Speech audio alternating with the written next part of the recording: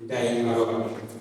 Kalau bahasa Jerman budaya elips, marwah itu sebuah nilai yang menuju jalan yang damai dari bangsa.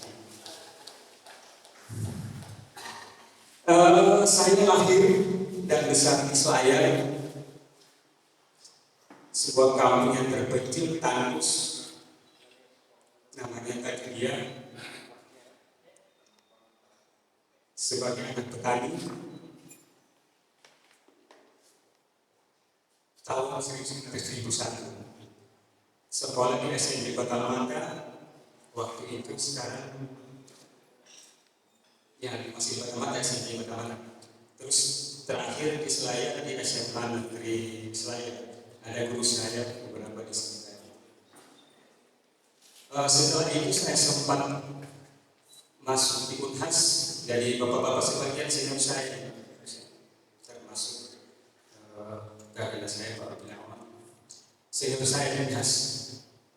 Jadi wajar kalau saya dibully, saya junior. Iya maksudnya, tapi terima kasih juga yang dikatakan. Cuman kebetulan waktu itu karena saya dalam posisi yang ekonomi sangat lemah, tidak punya biaya, akhirnya saya berhenti 3 bulan di dinas karena masalah biaya. Akhirnya saya merantau ke Jakarta, masuk di Institut Pertanian Bogor berikutnya. Kembali sama Pak, karena biaya 3 bulan saya berhenti. Terus mencarilah beberapa hal yang kira-kira tidak butuh biaya di sekolah.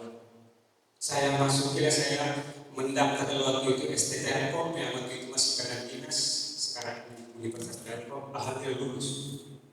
Saya masuk sekolah tinggi ilmu statistik yang sekarang itu di Jakarta Timur kampusnya. Saya lulus di 2 juga di situ. Saya masuk STAN sekolah tinggi administrasi negara. Saya lulus juga di situ. Alhamdulillah. Karena itu semua kata dinas Pak. Jadi saya mencari itu karena background saya istilahnya saya cuma modal power doang, tidak punya modal dan sisi materi untuk belajar.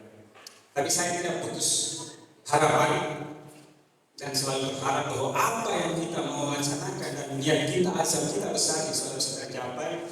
Daftar lagi berikutnya di IPB dan di ITB, lulus juga di situ. Jadi Pak Insinyur Bahtiar, senior saya dari ITB kan Pak ya, senior saya ITB. Tapi kembali lagi cuma 1 tahun ini, tidak cuma 2 bulan Pak. Di 4 dan kuliah sekitar 1 minggu, lari lagi saya Pak. Kembali masalah ini yang besar ini, pengaruhnya ini Pak besar sekali, termasuk di dunia selain itu besar sekali.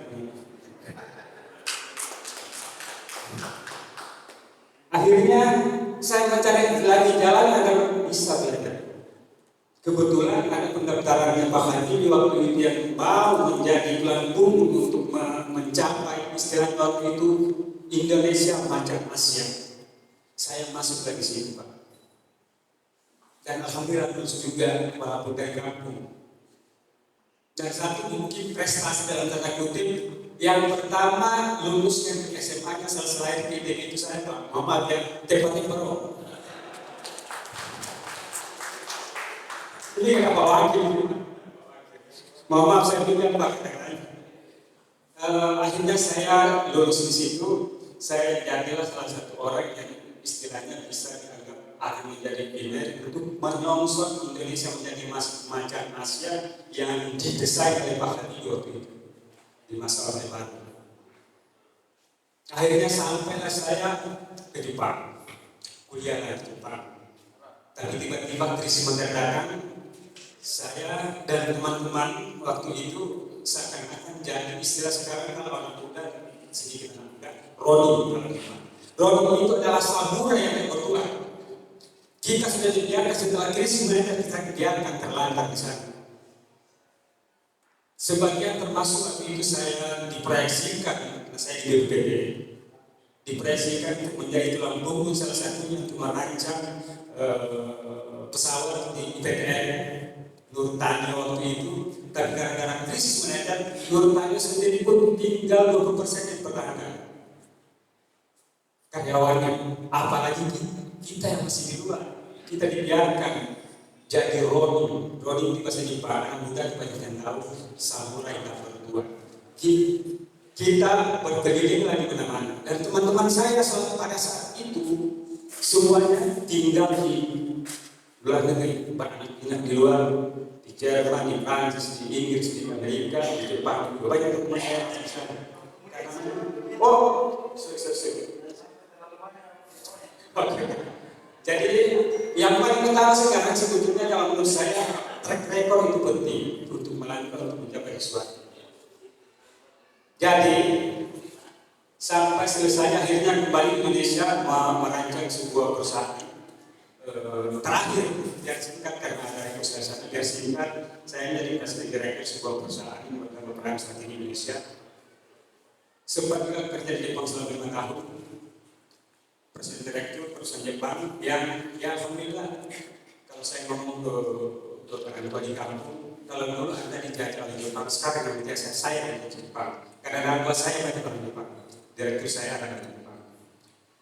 Oke, sampai di situ terkait rekor apa yang saya lakukan selama ini, karena di sini banyak akademisi, saya juga beberapa menerbitkan buku, menulis buku.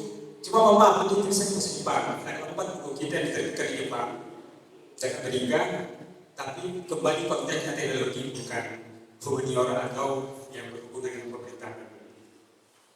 Dan kami mengembangkan sebuah teknologi namanya Kusanagi.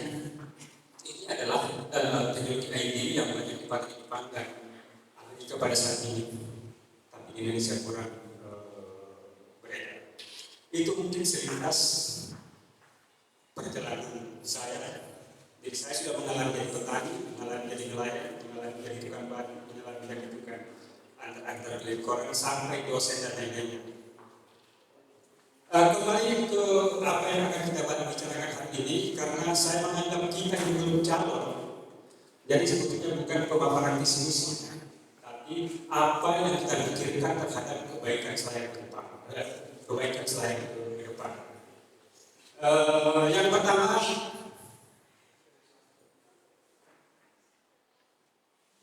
yang perlu kita ketahui, maaf saya tidak menyampaikan bahan presentasi. Permasalahan saya itu apa sebetulnya? Tadi data-data di sisi pertama sudah banyak dari Pak Mulyadi,